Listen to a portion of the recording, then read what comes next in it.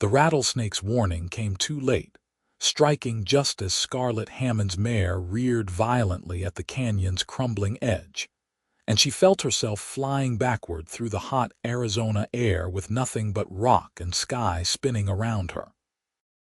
The world became a blur of red stone and blue heaven, her scream torn away by the wind as gravity claimed her.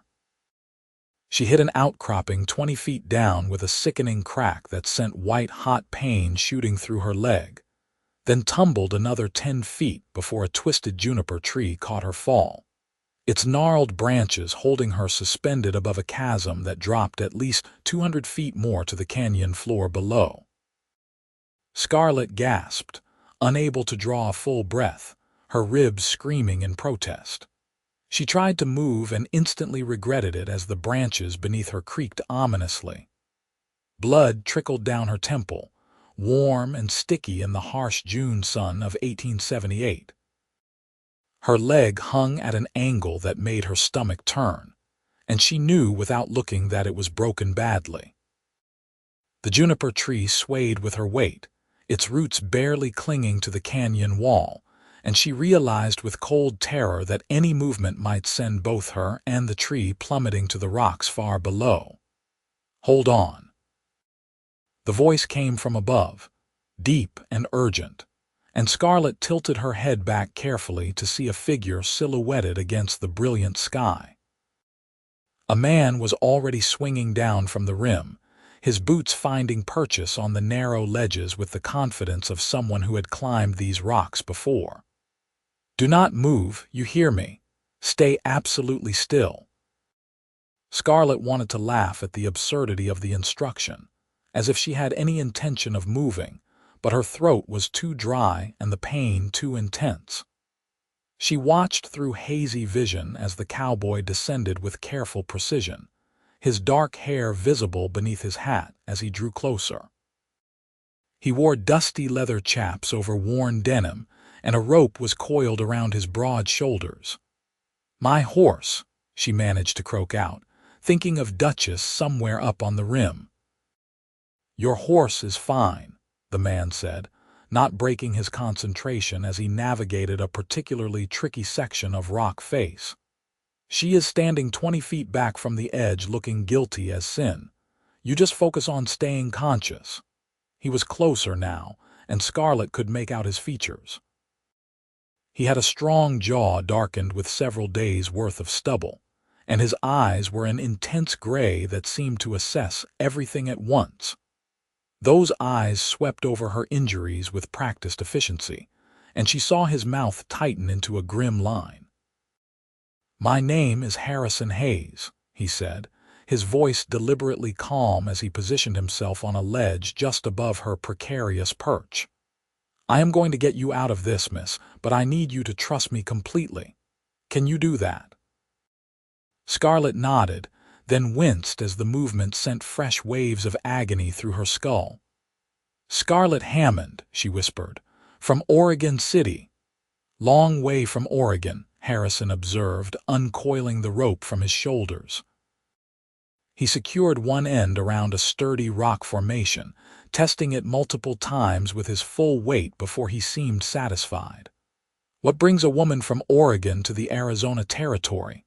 "Looking for my brother," Scarlett said, grateful for the distraction from the pain and fear. "Samuel.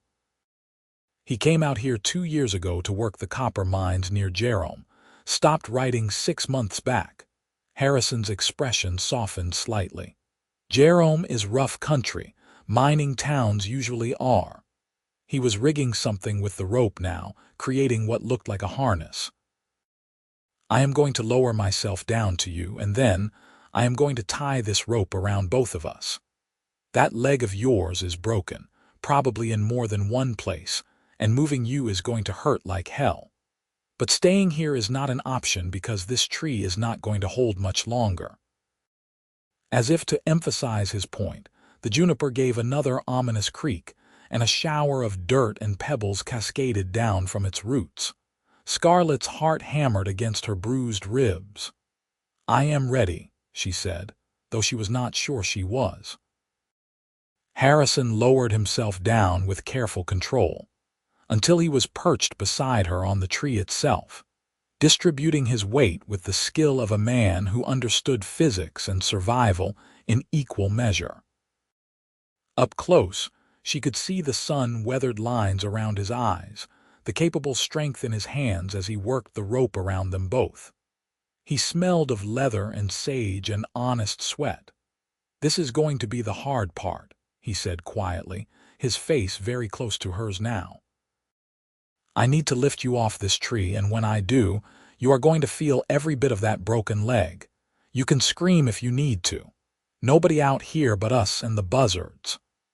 "I do not scream," Scarlett said through gritted teeth, though she was fairly certain that was about to be proven a lie. Harrison's gray eyes met hers with something that might have been respect. "All right then, Scarlett Hammond from Oregon City. On three." 1, 2, he moved on 2 instead of 3, probably knowing she was tensing up, and Scarlett discovered that she had been wrong about not screaming. The sound that tore from her throat was raw and primal, as Harrison lifted her away from the tree and against his chest. One arm banded around her back while the other supported her legs as carefully as possible. The broken bone ground against itself, and black spots danced across her vision. "I have got you," Harrison's voice cut through the haze of pain, steady and sure. "I have got you, and I am not letting go." The juniper tree, relieved of their combined weight but disturbed by their movement, gave one final groan and tore free from its tenuous hold on the canyon wall. Scarlett watched through tear-blurred eyes as it tumbled down, bouncing off rock faces until it disappeared into the depths below with a distant crash. "Jesus," Harrison breathed, and she felt his heart pounding hard against her shoulder. All right, we are not going to think about that. We are going up." What followed was the longest half-hour of Scarlett's life. Harrison climbed with her clutched against him, using the rope and his knowledge of the rock face, stopping frequently to readjust his grip and catch his breath. Scarlett drifted in and out of consciousness, the pain in her leg a constant fire that threatened to consume her entirely. Whenever she surfaced from the gray fog, she found Harrison talking to her in that steady, calm voice. "Stay with me now. We are almost there. You are doing fine." Just a bit further.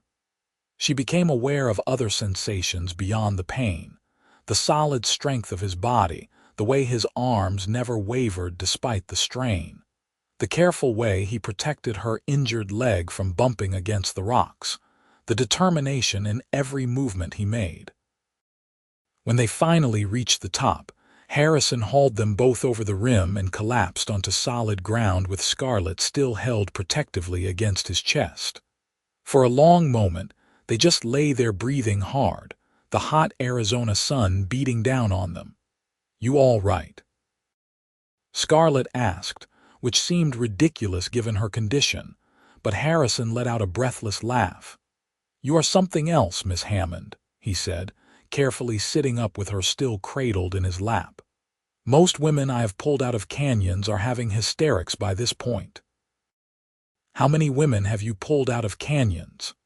"You would be the first," he admitted, and despite everything, Scarlett felt her mouth curve into a small smile. Then the reality of her situation crashed back over her. She was injured, miles from any town, with a complete stranger in country she did not know.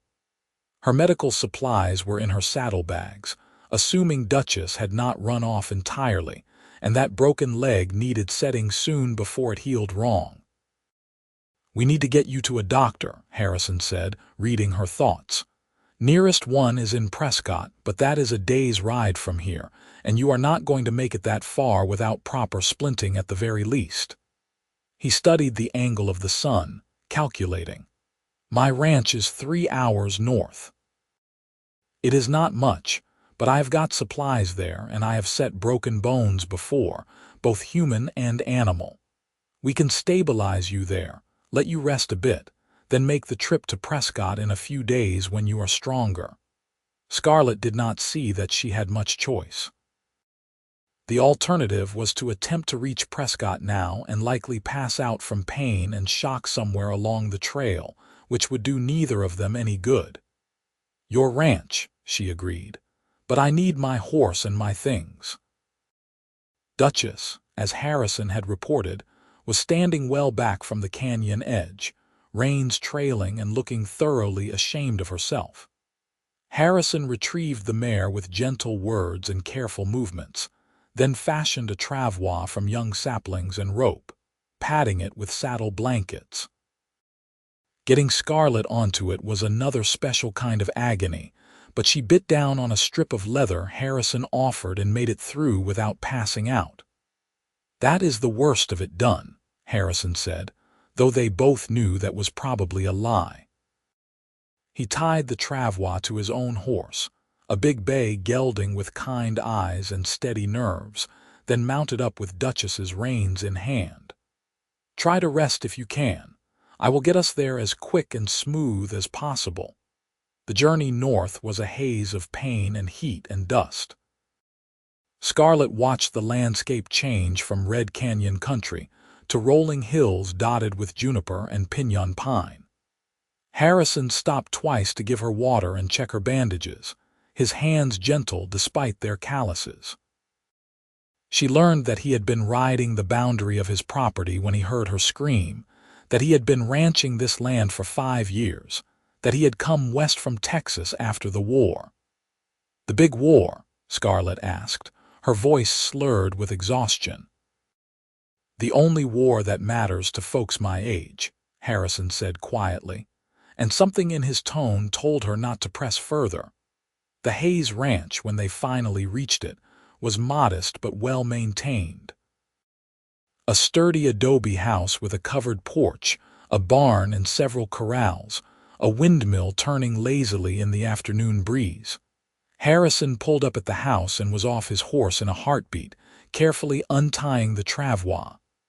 "I am going to carry you inside," he said. "Try to relax. Fighting against it only makes it hurt more." He lifted her as carefully as he had in the canyon, and Scarlett was too exhausted to protest. The interior of the house was cool and dim, simply furnished but clean. Harrison laid her on a bed in what appeared to be the main bedroom, then immediately set about gathering supplies. A basin of water, clean cloths, whiskey, wooden splints, and strips of leather for binding. "I am going to cut your riding skirt away from that leg," he said, meeting her eyes to make sure she understood. "I know it is not proper, but there is no other way to see what we are dealing with." "Propriety went out the window when I fell into a canyon," Scarlett said. "Do what you need to do." Harrison worked with swift efficiency, using a sharp knife to cut away the fabric. Scarlett's leg from mid-thigh down was already swollen and discolored, and she could see the unnatural angle of the break about halfway down her shin. Harrison's jaw tightened as he examined it, his fingers probing gently. "It is a clean break of the tibia, which is the good news," he said. "The bad news is it is going to hurt like hellfire when I set it. You want some whiskey first?" "Yes," Scarlett said without hesitation. He held the bottle to her lips and she drank deeply, the liquor burning a path down her throat. Harrison took a swig himself, then positioned himself at the foot of the bed. "Bite down on this," he said, offering her another strip of leather. "And remember to breathe. Some people forget to breathe." Scarlett barely had time to register his words before Harrison grasped her leg with sure hands and pulled, setting the bone with a swift motion that sent pain exploding through her entire body. She heard someone screaming and distantly realized it was her, the leather strip falling from her mouth. Then Harrison was beside her, his hand cool on her forehead. "It is done. The worst is over. You did fine, Scarlett, just fine." She must have passed out then, because the next thing she knew, the room was darker and her leg was splinted and wrapped, immobilized between boards and bound securely. A cool cloth rested on her forehead, and Harrison sat in a chair beside the bed, his hat off and his dark hair curling slightly with sweat. "Welcome back," he said with a tired smile. "You have been out for about an hour. How do you feel?" "Like I fell into a canyon," Scarlett said, her voice hoarse. But the pain, while still present, had dulled to something more manageable. "Thank you for everything. I would be dead if not for you." "Well, I could not very well let you become a permanent fixture of Skeleton Canyon," Harrison said. "Would be bad for property values." "Is that really what it is called? God's truth. You picked one hell of a place to have an accident." Over the next few days, a pattern developed. Harrison tended to his ranch work during the day while Scarlett rested and regained her strength. He brought her meals, changed her bandages, and sat with her in the evenings, and they talked. She learned that he had lost his family's ranch in Texas to carpetbaggers after the war, that he had worked as a trail boss and a lawman before saving enough to buy this land. He was 32, had never married, and had a wry sense of humor that caught her off guard. Scarlett told him about Oregon City, about growing up the daughter of a schoolteacher, about Samuel, and how close they had been before he left. She was 24, unmarried despite her mother's best efforts, and had defied convention to make this journey alone when her parents refused to let her come search for her brother. They said it was not proper for an unmarried woman to travel alone, Scarlett said with some bitterness. That Samuel was a grown man who could take care of himself. But I knew something was wrong. I could feel it. "A sister's intuition," Harrison said. "I had a sister once, died of scarlet fever when she was 12. I would have gone to the ends of the earth for her if it would have helped." The grief in his voice was old but still genuine, and Scarlett found herself reaching out to touch his hand where it rested on the edge of the bed. Harrison looked down at their joined hands, then up at her face, and something passed between them that made Scarlett's heart skip in a way that had nothing to do with her injuries. "When you are healed enough," Harrison said quietly, "I will take you to Jerome, help you find your brother. That was your purpose in coming out here, and I intend to see you fulfill it. You do not have to do that. You have done more than enough already." "Maybe I want to," Harrison said, and his gray eyes held hers with an intensity that made her breath catch. By the end of the first week, Scarlett was able to sit up for longer periods and even hobble a few steps with Harrison's support and a makeshift crutch. He had fashioned the crutch from a sturdy branch, padding the top with leather and adjusting the height until it fit her properly. They took short walks around the house, Harrison's arm steady around her waist, and Scarlett tried not to think about how right it felt to be close to him like this. The Arizona summer was in full force, the days scorching and the nights blessedly cool. Harrison slept on the floor of the main room, insisting Scarlett keep the bed, and she felt guilty about displacing him in his own home. But every time she mentioned it, he waved her concerns away.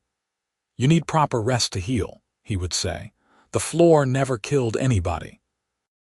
One evening, about 10 days after her accident, they sat on the porch watching the sunset paint the sky in shades of orange and purple.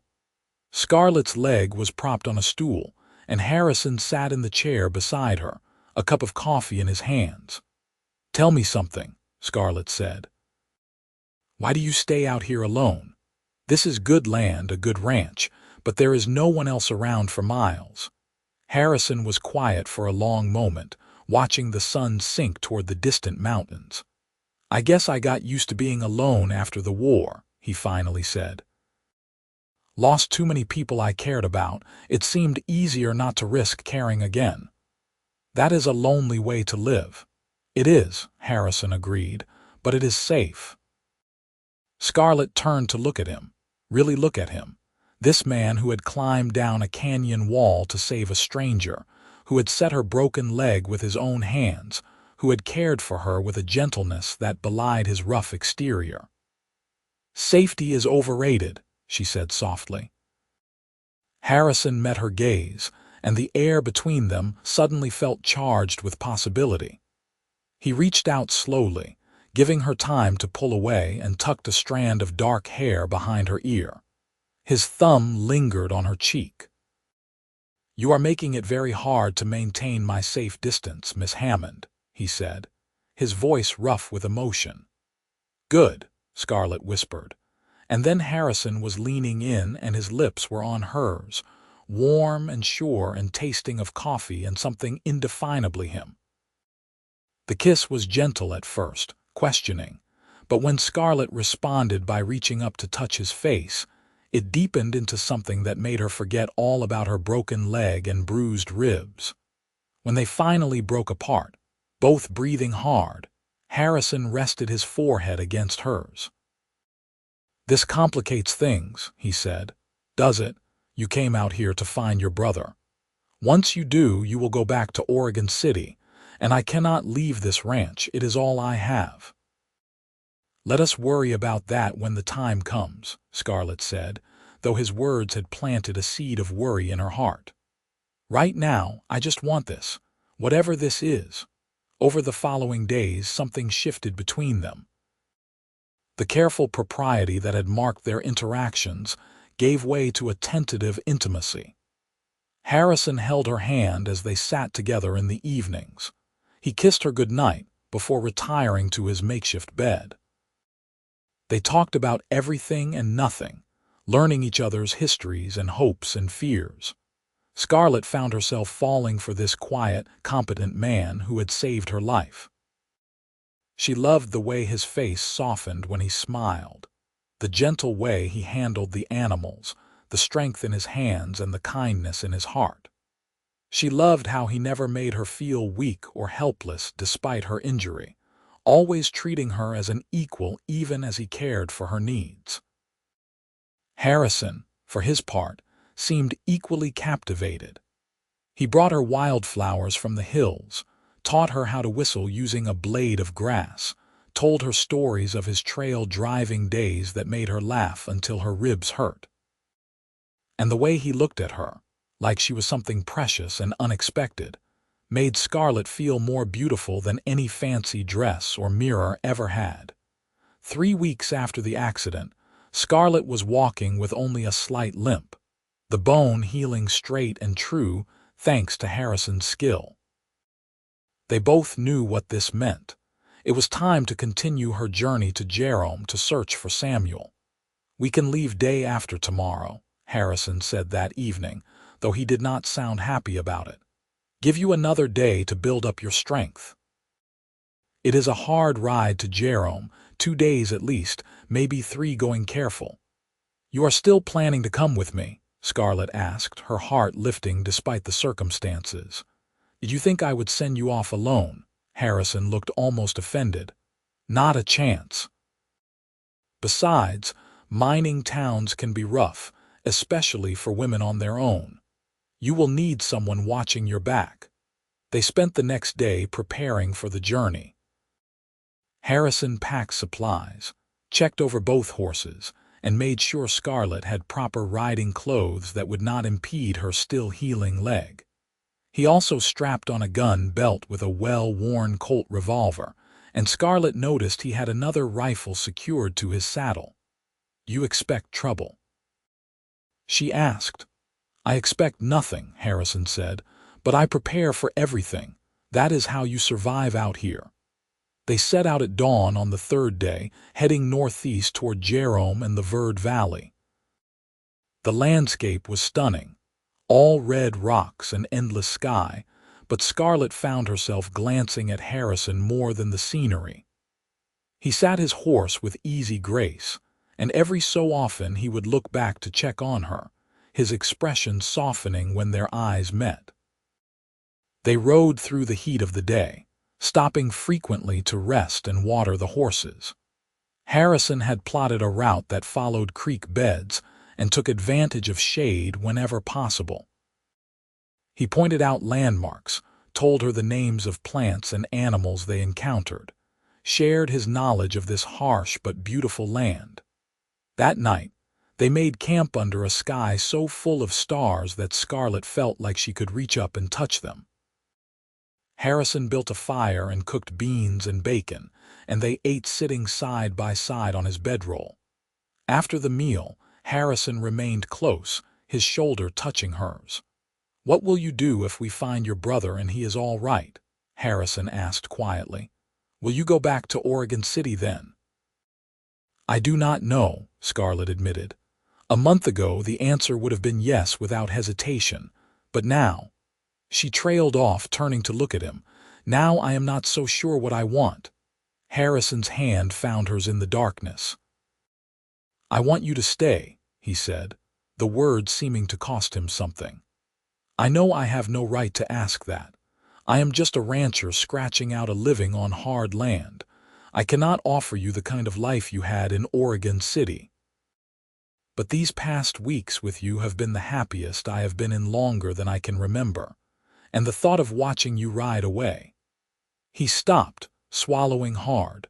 Scarlett's heart was pounding so hard she was sure he could hear it. "Harrison, you do not have to answer now," he said quickly. "Find your brother first, make sure he is safe. Then decide what you want to do. I just needed you to know how I felt." Instead of answering with words, Scarlett leaned in and kissed him, pouring everything she felt into it.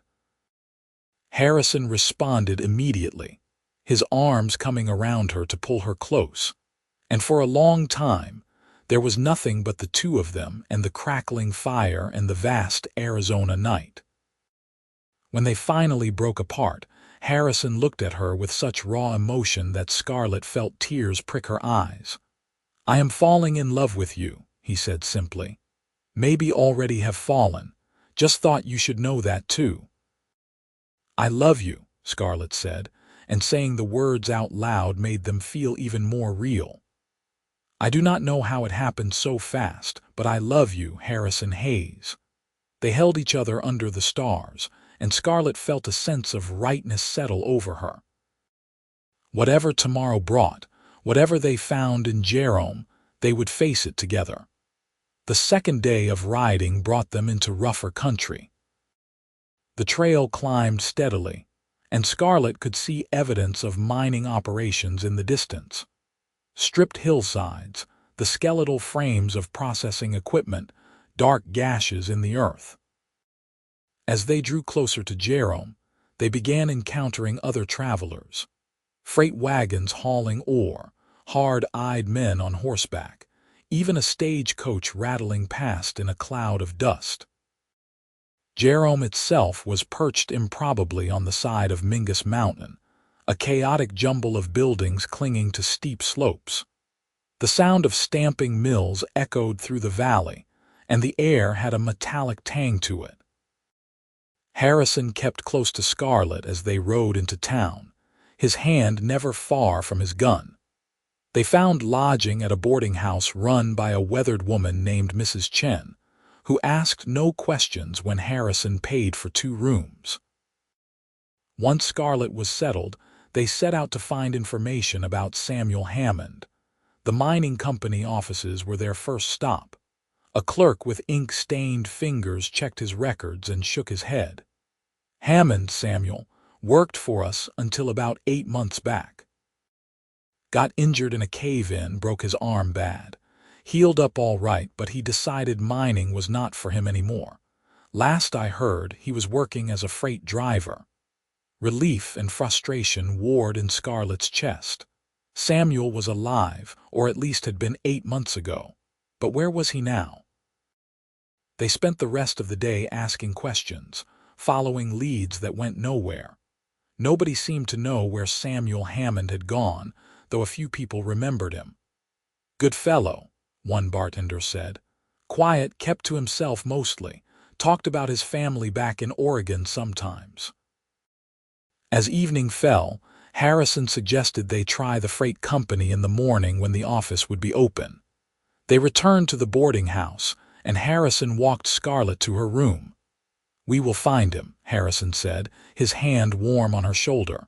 "Do not lose hope."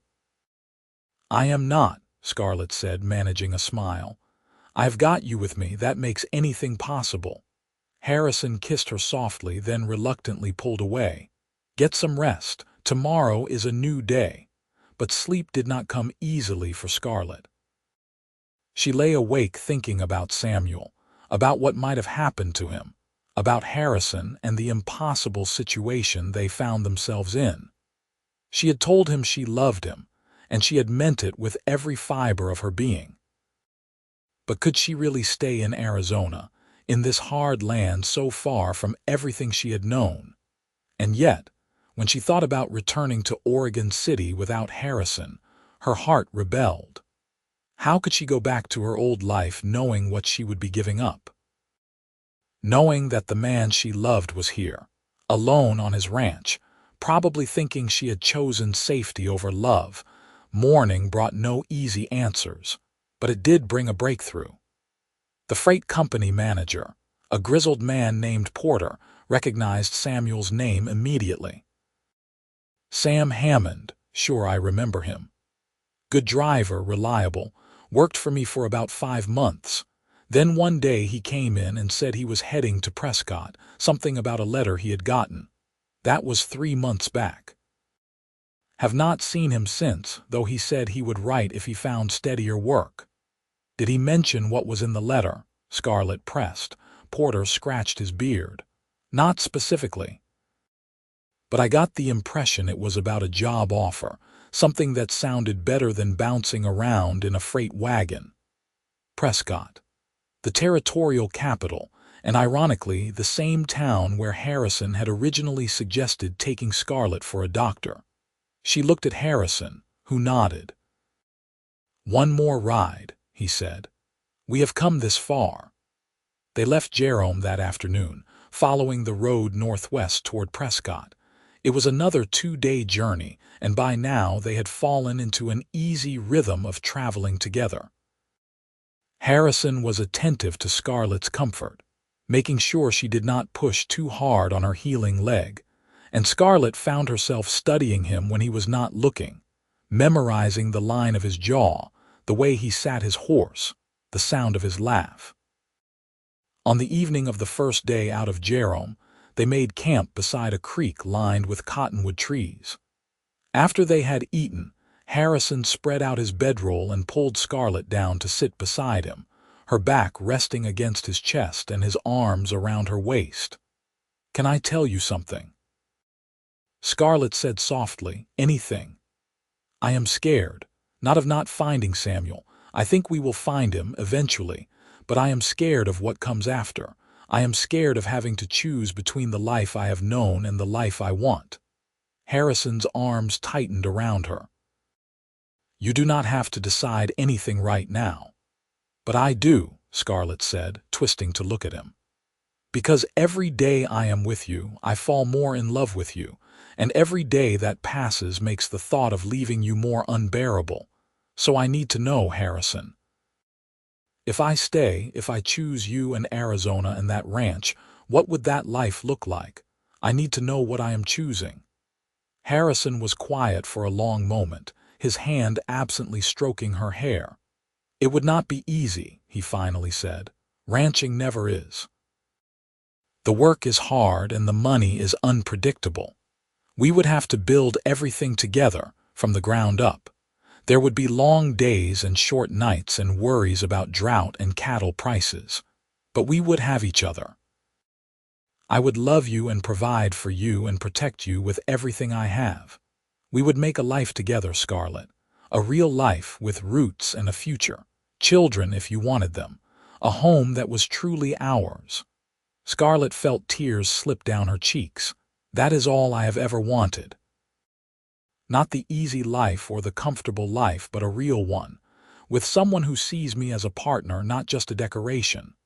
"Then stay," Harrison said, turning her fully to face him. "Marry me, Scarlett. Stay in Arizona and build that life with me." "Yes," Scarlett said without hesitation. "Yes, I will marry you."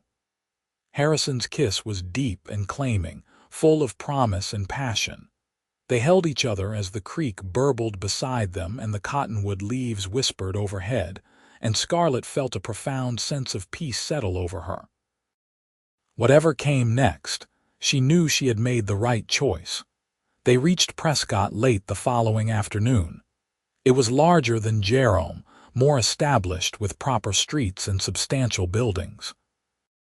Harrison secured rooms at a hotel, and this time he only paid for one, meeting the clerk's knowing look with a steady gaze that dared him to comment. "We are getting married," Harrison said simply. "Any objections?" "None at all, sir," the clerk said quickly. "Congratulations to you both." In their room, Harrison pulled Scarlett close and kissed her thoroughly. "How do you feel about a short engagement?" he murmured against her lips. "How short?" "There is a church at the end of the street. I am sure the preacher could be convinced to perform a ceremony tomorrow." Scarlett's heart raced. "Before we find Samuel, or we could wait and find him first, have him there for the wedding. I leave it up to you." Scarlett thought about it. Part of her wanted Samuel there, wanted her brother to see her married. But another part of her, the part that had climbed onto a horse alone and ridden all the way from Oregon City, the part that had survived a fall into a canyon and a broken leg, and had fallen in love with a Texas cowboy in the Arizona Territory, that part wanted to seize this moment before anything could change. "Tomorrow," she decided, "we will find Samuel after and tell him he has a new brother-in-law." Harrison's smile was brilliant. "Tomorrow it is." They spent the evening walking the streets of Prescott hand in hand, completely improper and not caring one bit. Harrison bought her a simple gold ring from a jeweler, and Scarlett bought him a new shirt for the ceremony. They ate dinner at a restaurant and talked about the future, about the ranch and what they would do with it, about the life they would build together.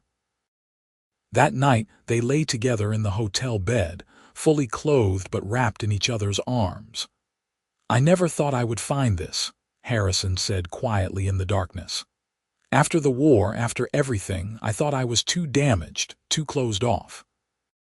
But then you fell into that canyon, and it was like God or fate or whatever you want to call it decided to give me another chance."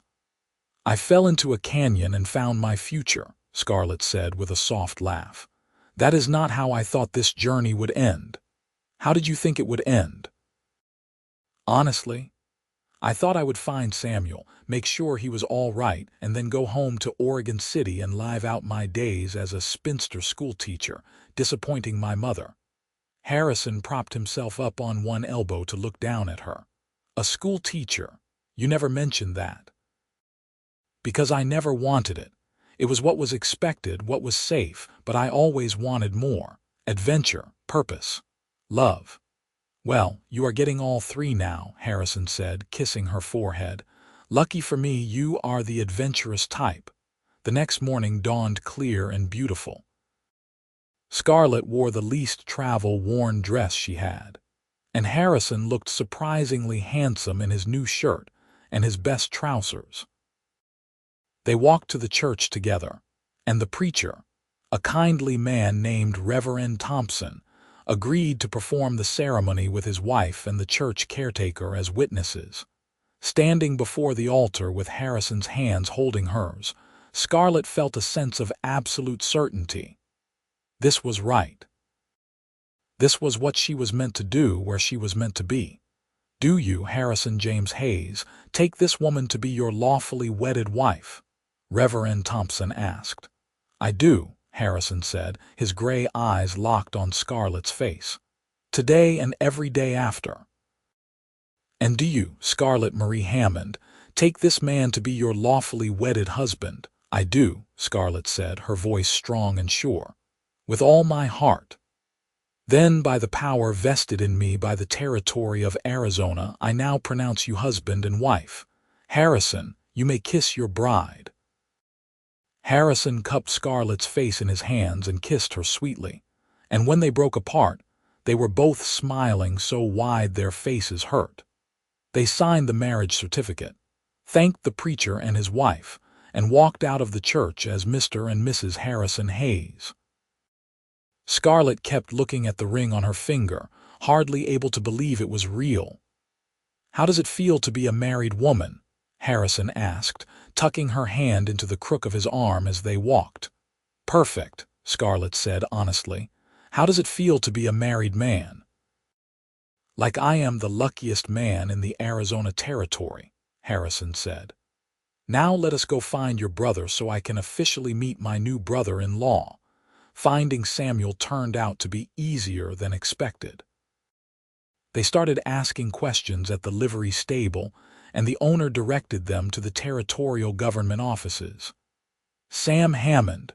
Sure, he works there. Clerk or something. Office is on the second floor." Scarlett's heart was pounding as they climbed the stairs. Harrison squeezed her hand reassuringly. "You all right?" "I am about to see my brother for the first time in 2 years," Scarlett said. "I am nervous." "He is going to be overjoyed to see you," Harrison said confidently. The office was a warren of desks and filing cabinets. A young man at the front desk looked up as they entered. "Can I help you?" "We are looking for Samuel Hammond," Scarlett said. "Sam. He is right over there." The clerk pointed to a desk near the window where a man sat hunched over paperwork. Scarlett would have known her brother anywhere, despite the 2 years and the fact that he looked older, leaner. "Samuel," she said, her voice catching. Samuel looked up, his expression confused, then shocked, then overjoyed. "Scarlett." He was up and around the desk in seconds, pulling her into a fierce hug. "What are you doing here? How did you find me? Are mother and father all right?" "They are fine," Scarlett said, hugging him back just as tightly. "You stopped writing.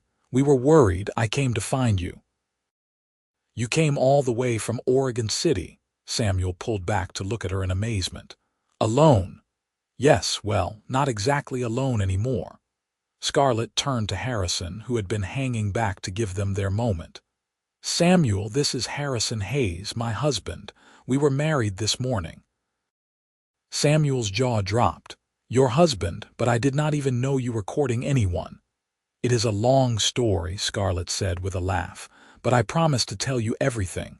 First, though, why did you stop writing? We were so worried." Samuel had the grace to look ashamed. "I am sorry. I got injured in the mines, and then I was working freight and moving around so much. And then I got this job offer here in Prescott, and I just got caught up in everything. I kept meaning to write, but time got away from me. I am truly sorry, Scarlett. I never meant to worry you." "You are forgiven," Scarlett said, squeezing his arm. "As long as you promise to write regularly from now on." "I promise." Samuel turned to Harrison, sizing him up. "So you married my sister. I assume you are treating her well." "Better than well," Harrison said evenly. "I love her. I will spend the rest of my life making sure she is happy and cared for." Samuel studied him for another moment, then extended his hand. "Then welcome to the family, Harrison. I am glad she has someone looking after her. She is too stubborn to look after herself most of the time." "I am standing right here," Scarlett said indignantly, but she was smiling. They spent the rest of the day catching up. Samuel took time off from his job, and they went to a restaurant where he told them about his time in the mines, his injury, and how he had ended up in Prescott working for the territorial government. It was not exciting work, he admitted, but it was steady and safe, and he was planning to save money to eventually start his own business. In turn, Scarlett told him about her journey from Oregon City, her accident at Skeleton Canyon, and how Harrison had saved her life. She told him about falling in love and deciding to stay in Arizona, and Samuel listened with growing amazement. "You fell into a canyon and broke your leg, and you are staying in the Arizona Territory," he said. "Who are you, and what have you done with my cautious older sister?" "Maybe I was never as cautious as everyone thought," Scarlett said, lacing her fingers with Harrison's. "Maybe I was just waiting for a reason to be brave." Samuel smiled at that, and Scarlett could see the approval in his eyes. "I am happy for you, truly. both of you. And I am glad you came looking for me, even if it did nearly kill you in the process." "It was worth it," Scarlett said. "I found you and I found Harrison. I would say that makes it a successful journey." They made plans for Samuel to visit the ranch once he could get time off from his job, and Scarlett promised to write to their parents and explain everything. Samuel warned her that their mother was not going to be happy about the rushed marriage, but Scarlett found she did not care as much as she once would have. She had made her choice, and it was the right one. 2 days later, Harrison and Scarlett began the journey back to the ranch. This time, the ride felt different, full of promise and possibility. They were husband and wife now, partners in every sense of the word, and they talked constantly about their plans for the future. "I was thinking we could expand the herd," Harrison said as they rode through a mountain pass. "With 2 of us working the ranch, we could handle more cattle. Maybe breed horses too. There is always a market for good horses." "I could help with that," Scarlett said eagerly. "I have always been good with horses. Well, except for that one time Duchess decided to throw me into a canyon." In her defense, there was a rattlesnake, Harrison pointed out. "Even the best trained horse would spook at that." "True. I suppose I should forgive her." Scarlett paused, then added, "I was also thinking maybe once we get established we could think about starting a family." Harrison turned in his saddle to look at her, his expression softening. "You want children?" "I do. 2 or 3 maybe, little cowboys and cowgirls running around the ranch," she smiled. "What do you think?" "I think that sounds perfect," Harrison said, his voice rough with emotion. "I think you have thought of everything we need for a good life." "Not everything," Scarlett said. "I am sure we will figure things out as we go, but as long as we figure them out together, I am not worried." They arrived back at the ranch 5 days after leaving for Jerome. The property looked the same, but Scarlett saw it with new eyes now. This was her home, hers and Harrison's. Together, they would make it thrive. The first few months of married life were an adjustment, but a happy one. Scarlett learned the rhythms of ranch work, rising before dawn to help Harrison with the animals, spending her days mending fences and tending the garden she planted near the house, and learning 100 practical skills she had never needed in Oregon City. It was hard work, harder than anything she had done before, but it was also deeply satisfying. Harrison was a patient teacher, showing her how to rope and brand cattle, how to read the weather and the land, how to survive in this beautiful but unforgiving territory. And in the evenings, they would sit on the porch and watch the sunset, tired but content, talking about their day and their dreams. Scarlett wrote long letters to her parents, explaining everything that had happened and assuring them she was happy and well cared for. Her mother's reply, when it finally came, was equal parts relieved and disapproving, but there was a postscript that made Scarlett smile. "Your father says if this man climbed down a canyon to save you, he must be worth keeping. He might actually be starting to like the idea of having a rancher in the family." Samuel visited at Christmas, riding down from Prescott with gifts and news. He spent a week at the ranch, and Harrison and he developed an easy friendship built on mutual respect and a shared love for Scarlett. Before Samuel left, he pulled his sister aside. "You made the right choice," he said simply. "I have never seen you this happy." "I have never been this happy," Scarlett admitted. "Thank you for understanding." "Thank you for coming to find me," Samuel said. "Even if you did almost get yourself killed in the process." By spring, the ranch was thriving. They had expanded the herd as planned, and Harrison had started breeding horses with excellent results. Scarlett had discovered a talent for training the young horses, and word was starting to spread about the quality of Hayes Ranch stock.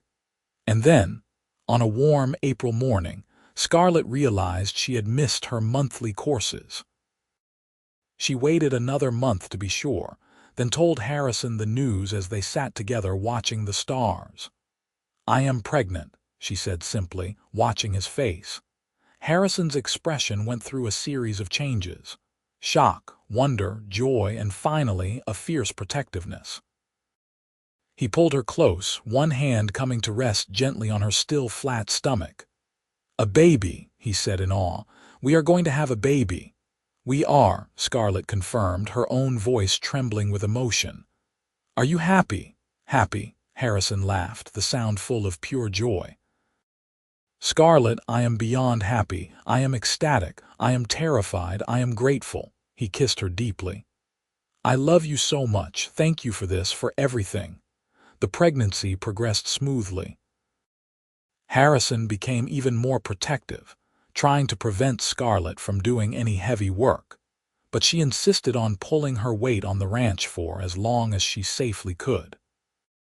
They spent the long summer evenings preparing for the baby, converting a corner of the bedroom into a nursery, building a cradle from pine wood that Harrison sanded until it was smooth as silk.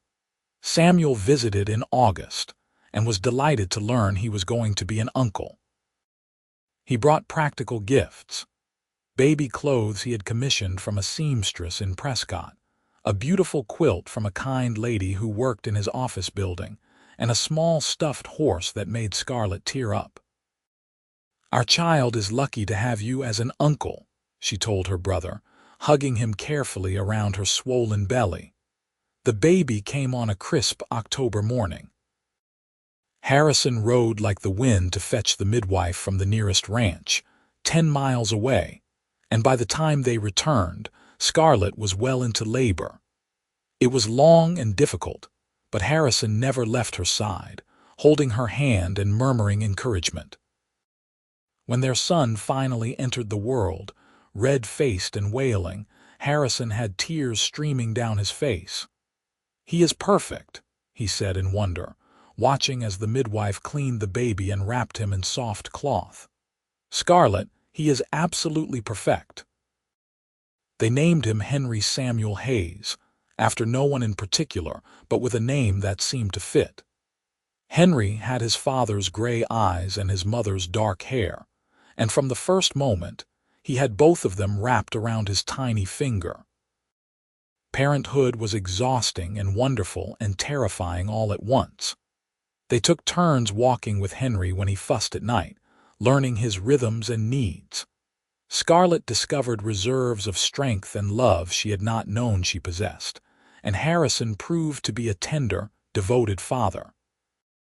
The ranch continued to prosper. With the help of a hired hand they brought on part-time, they managed to keep up with the work even with a baby to care for. Scarlett learned to balance motherhood with ranch life, often carrying Henry in a sling as she worked around the property. Samuel came to visit when Henry was 6 months old and was immediately smitten with his nephew. "He looks just like you, Scarlett," he said, holding the baby carefully. "He has Harrison's eyes," Scarlett pointed out. "Lucky for him," Samuel teased. "Your eyes are nice, but those gray eyes are going to break hearts someday." 2 years after Henry's birth, Scarlett gave birth to twins, a boy they named Hugh and a girl they named Sarah. The ranch house suddenly felt very full and very loud, but neither Harrison nor Scarlett would have had it any other way. Life settled into a comfortable rhythm. The children grew healthy and strong, learning to ride almost as soon as they could walk. Henry proved to have his father's way with horses, while Hugh was fascinated by everything mechanical and Sarah was fearless, constantly climbing things she should not and giving her parents heart attacks on a regular basis. Samuel eventually married a kind woman named Alice who worked as a teacher in Prescott, and they had 2 children of their own. The families visited back and forth regularly, and the children grew up as close as siblings despite the distance between them. On their 10th wedding anniversary, Harrison took Scarlett back to Skeleton Canyon. They stood at the rim, looking down at the place where she had fallen so long ago, where their story had really begun. "You ever regret it?" Harrison asked quietly. "Staying here, choosing this life?" Scarlett turned to face him, this man she had loved for a decade now, whose face showed the marks of sun and wind and laughter. "Not for a single second," she said firmly. "This is exactly where I am supposed to be, even though it meant giving up your old life, your family, everything you knew." "I did not give anything up," Scarlett corrected. "I chose something better. I chose love and partnership and adventure. I chose you, and I would choose you again every single time." Harrison pulled her close, kissing her with the same passion he had shown that first night under the stars. "I love you, Scarlett Hayes. 10 years and you still take my breath away." "Only 10 more years," Scarlett teased. "I was hoping for at least 50 more." "50 more it is," Harrison promised. "And then another 50 after that if I can manage it." They stayed at the canyon until sunset, watching the light paint the rocks in shades of gold and crimson. Scarlett thought about the terrified woman who had clung to a juniper tree, broken and bleeding, and the stranger who had climbed down to save her. She thought about all the choices that had led her to this moment, standing on solid ground with the man she loved, their children waiting at home on a ranch they had built together. The years continued to pass, each one bringing new challenges and new joys. The ranch grew and prospered, earning a reputation for quality stock across the territory. Henry eventually took over much of the day-to-day operations, showing a natural talent for ranching. Hugh went east to study engineering and returned with innovative ideas for improving ranch equipment. Sarah married a cavalry officer and moved to Fort Huachuca, but visited often with her own growing family. Harrison's dark hair turned silver, and lines deepened around Scarlett's eyes, but their love never diminished. If anything, it grew stronger with time, tempered by shared experience and deepened by mutual respect. They still sat on the porch every evening, still held hands, still looked at each other with the same wonder they had felt all those years ago. Samuel remained a constant presence in their lives until his death at 68. His passing was peaceful, surrounded by family, and at his funeral, Scarlett held Harrison's hand and remembered the day she had arrived in Prescott, terrified she would find her brother dead. Instead, she had found him thriving, and in the process of that search, she had found her soulmate on their 40th wedding anniversary. Surrounded by children, grandchildren, and even a few great-grandchildren, Harrison raised a glass of whiskey and a toast. "To my wife," he said, his voice still strong despite his 72 years, "who fell into a canyon and into my life, who turned a lonely ranch into a home, who gave me more happiness than I ever thought possible. I would climb down 1,000 canyon walls for you, Scarlett, today and every day." "To my husband," Scarlett responded, her own voice thick with emotion, "who caught me when I fell in more ways than one, who showed me what it means to be truly loved, who built this life with me, brick by brick and day by day. I would fall 1,000 times if it meant landing in your arms." The family cheered and drank, and later, when the celebration had wound down and they were alone again, Harrison and Scarlett sat on their porch in the same spot where they had sat for 4 decades. "You remember that first night I proposed?" Harrison asked, holding her weathered hand. "When we were camped by the creek. Every detail," Scarlett said. "You told me our life would not be easy. You were right about that. But worth it. The most worthwhile thing I have ever done," Scarlett said simply. "Loving you has been the greatest adventure of my life." Harrison pulled her close, and they sat together watching the sun set over the ranch they had built, the land they had tamed, the life they had created from nothing but love and determination. Somewhere in the distance, their youngest grandchild was learning to ride, Henry's patient voice offering encouragement. Closer to the house, Sarah's children were playing some elaborate game involving stick horses and made-up villains. The sounds of family, of life, of continuity filled the air. "I have been thinking," Harrison said after a while, "about what comes next, about the future. And I think we should take a trip, just the two of us, go visit some of the places we always talked about but never got around to seeing." Scarlett laughed. "Harrison Hayes, are you suggesting we go gallivanting across the countryside at our age?" "Damn right I am," Harrison said with a grin. "We have earned it, have we not? Let the kids handle the ranch for a few months. Let us go exploring. Where would we go? I do not know. California, maybe. See the ocean. Or north to Oregon City, meet the family you left behind all those years ago." The idea was appealing, Scarlett had to admit. Her parents had long since passed, but she had cousins and second cousins she had never met. "Oregon City," she decided. "I want to see it through your eyes. Show you where I came from." They made the trip the following spring, traveling by train now instead of horseback, the country having changed as much as they had over the years. Oregon City was both familiar and foreign to Scarlett, grown and modernized in ways she had not expected. But the river was the same, and the old school where her father had taught still stood. Harrison held her hand as they walked the streets of her childhood, listening to her stories, meeting distant relatives who welcomed them warmly.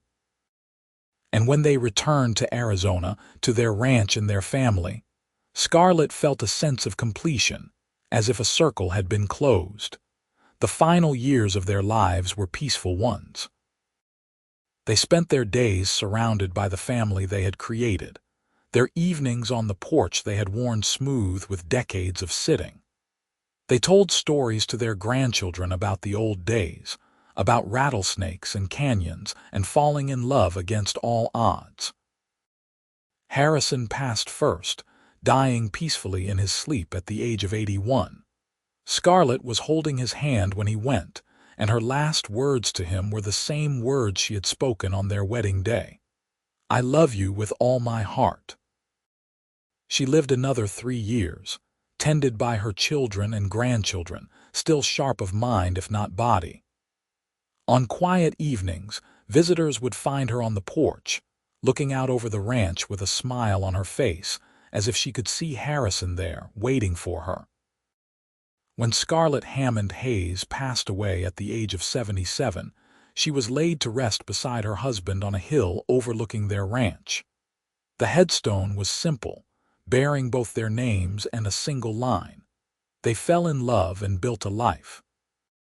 At the funeral, her oldest grandson, Harrison II, told the story he had heard countless times growing up, about how his grandmother had fallen into Skeleton Canyon and his grandfather had climbed down to save her, about how that moment of danger had led to a lifetime of love, about how one act of courage and compassion had created a family and a legacy that would endure for generations.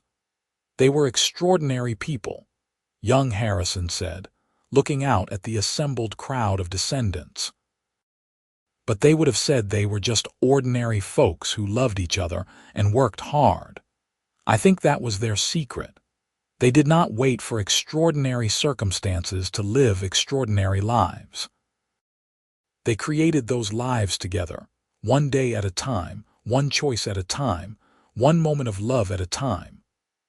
On the hill above the ranch, under the wide Arizona sky, Harrison and Scarlett Hayes rested side by side, their story complete. A story that had begun with a fall and a rescue, that had blossomed into love and grown into legend. A story of the American West, of courage and resilience, of two people who found each other against all odds and held on tight, building something beautiful from the hard red earth and their own stubborn devotion. The ranch continued for generations after them, run by their children and grandchildren and great-grandchildren. And every person who lived on that land knew the story, kept it alive, passed it down. The story of how she was thrown from her horse into the canyon, and the cowboy climbed down and carried her up, and how that single moment changed everything, creating ripples that spread across decades and touched countless lives. It was a love story for the ages, and it all started with a fall.